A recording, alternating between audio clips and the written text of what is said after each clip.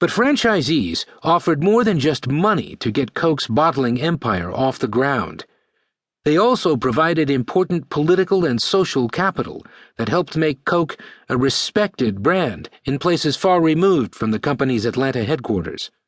Consider the story of Georgia's third bottling franchisee, Columbus Roberts, who first began selling Coke in Columbus, Georgia in 1901. Roberts was the son of a tenant farmer from a small town just outside Columbus, a native son of southwest Georgia attuned to the parochial peculiarities of the region. He was a man about town, president of the local chapter of the YMCA and the Kiwanis Club, deacon at the First Baptist Church, and a member of the City Water Board. Every Sunday he could be found in church, and his contributions to the offering were always generous. He would spend more than $2.5 million over his lifetime supporting community causes in southwest Georgia, and was even credited with saving the Baptist Mercer University from going bankrupt. Considering his place in Columbus society, when Roberts said Coca-Cola was the thing to drink, people listened.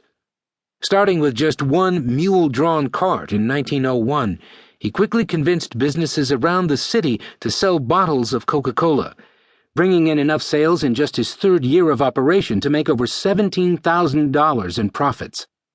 For decades to come, the Roberts family remained the face of Coke in Columbus. They got rich, making Coke rich. The Roberts family was not alone. There were the Sams of Athens, Georgia, the Harrisons of Greensboro, North Carolina, the Biedenhards of Mississippi, and many others, all of whom offered their family name to the Coke brand. It was their friendly smile and handshake, their local goodwill, that offered Coke its most effective advertising in towns across America. Coke became popular in part because popular people pitched the product.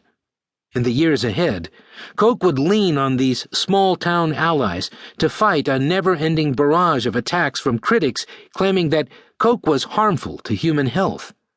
It was Coke's bottlers, respected members of the local community, who would silence the critics and convince people that drinking Coca-Cola led to happiness and fun. This was not charity work.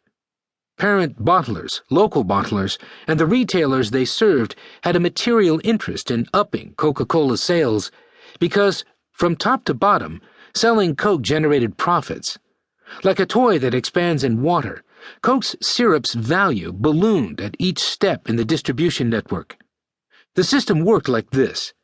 Between 1901 and 1914, Coca-Cola sold syrup to Whitehead's and Thomas's parent bottling operations for about $1 a gallon.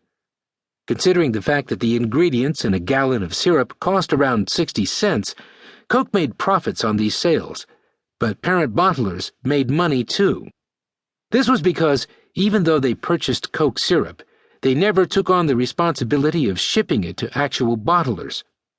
By 1903, both Whitehead and Thomas sold their bottling plant facilities and focused on managing actual bottlers. They required their franchisees to pay a 6-cent royalty on every case they brought to market, a fee they justified for having brought the franchisee into the Coke family. This meant the parent bottlers made about 30 cents on every gallon Coca-Cola sold just because they owned the rights to the syrup under the original 1899 contract. By 1914, the parent bottlers had accumulated millions in profits. But the golden stream did not end there. Local bottlers receiving syrup at markup prices then diluted the concentrated mixture to make finished beverages in an 8-to-1 ratio, water to syrup. On average, they could sell Coke to retailers for about 80 cents a case, 24 bottles, which meant they were selling a gallon of syrup costing roughly $1.20 for over $4. Yes, these bottlers had substantial overhead costs, but with modest increases in volume sales, it was not uncommon for them to see substantial profits in a few short years.